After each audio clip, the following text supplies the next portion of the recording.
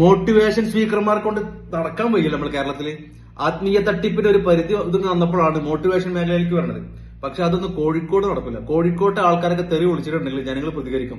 നട്ടലുള്ള ആൺകുട്ടികൾ കോഴിക്കോട് ഉണ്ട് എന്ന് കാണിച്ചു കൊടുക്കാണ്.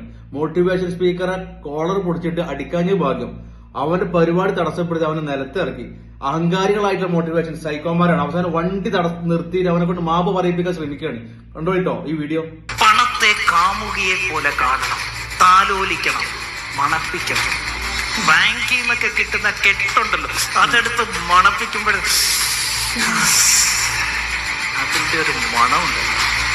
Say loudly with me, I love money. പറഞ്ഞേ,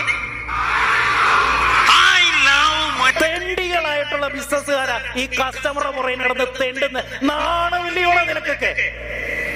അന്തസ്സായിട്ട് ജീവിക്കണം, തെണ്ടിയല്ല ജീവിക്കണ്ടേ.